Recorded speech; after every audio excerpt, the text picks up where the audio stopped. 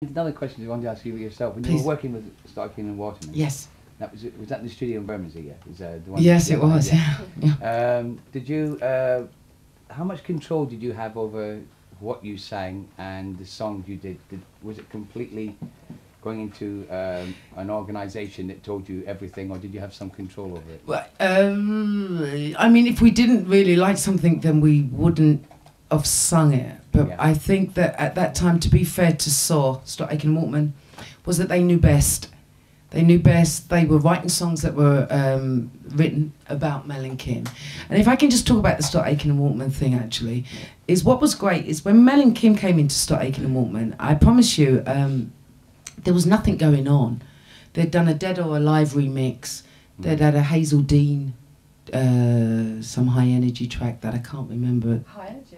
Is that what it was called? Yeah. My God. Correct answer. Genius. Thank you, genius. Nice. So darling. And they'd done this thing called Pass the Dutchie on the left-hand side, which was... Oh. Was it? Musical Well You. done, it was Musical You. So Stott Aitken and Waterman was not known at all. And I remember when Mel and I first went to the studios in Borough, Yeah.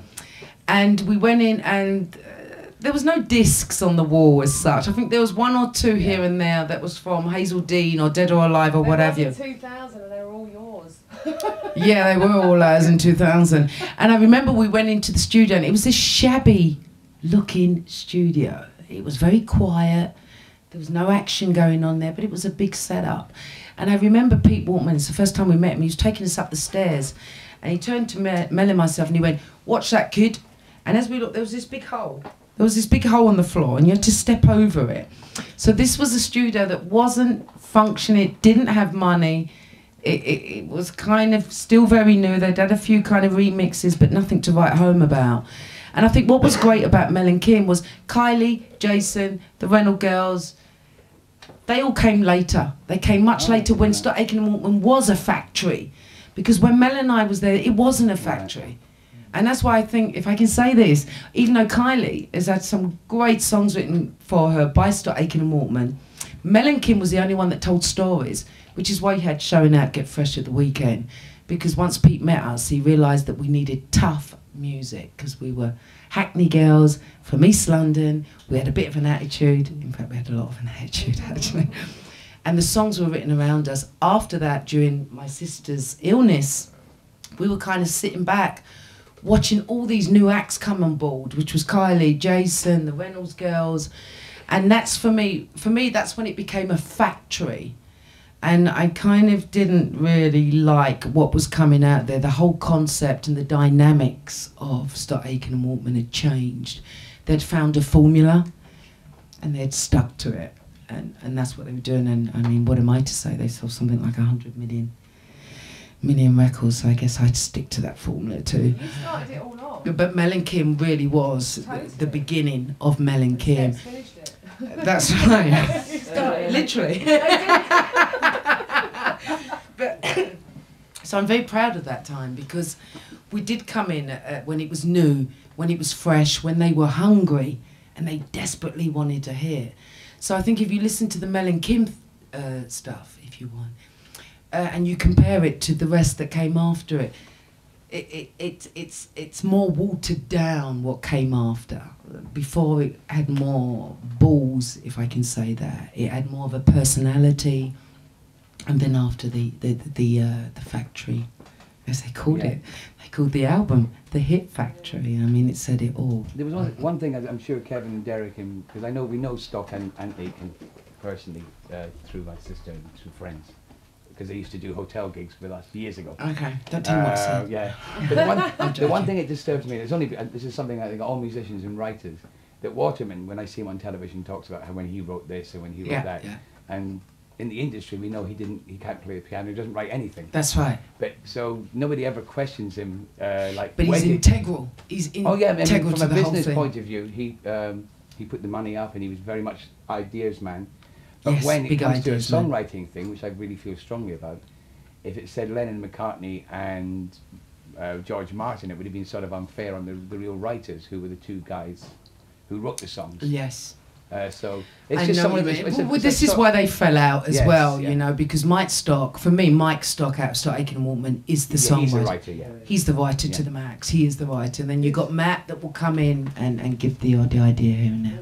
His sister had she passed away through similar as your sister, didn't she? Was it Catherine? Catherine Stock, yeah. Did she? Yeah, I don't know. Yeah. I had no idea. I know that Pete lost his son Yeah. not too long ago. Yeah.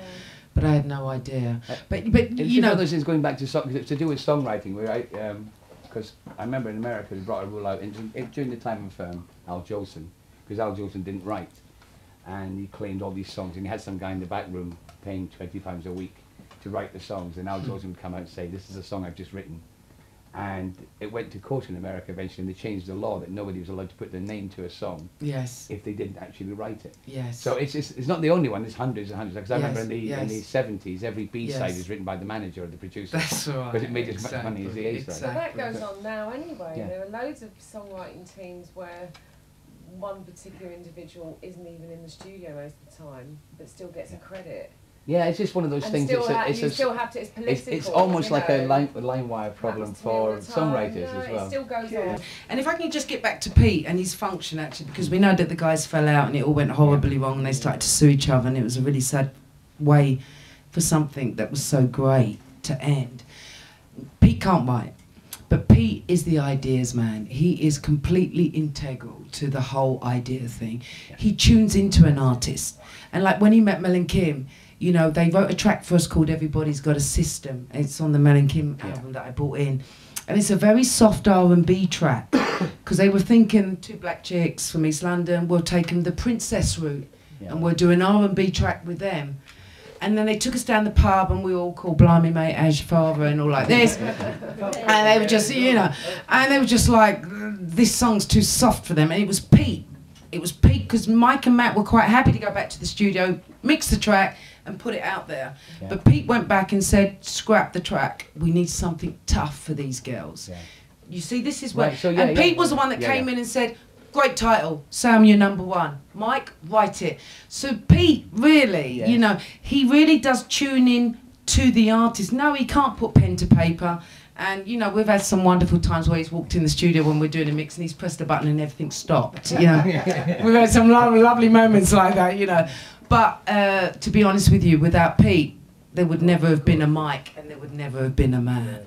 They would have been writing and writing and writing, but it wouldn't have seen the light of day, because Pete is the one that tunes in to an artist and goes, okay, I see what you're about. This is what we should do for them. And he did the same with Kylie, with Jason. Yeah, that's a good answer. And the whole thing went on, I promise you. And I know he gets a hard time because, like, he can't write, but without him, there would not have been. And without Mike and Matt, he wouldn't have found anyone to execute his ideas. So that's why it was so sad when they fell out, you know. But where there's a hit, there's always a rip.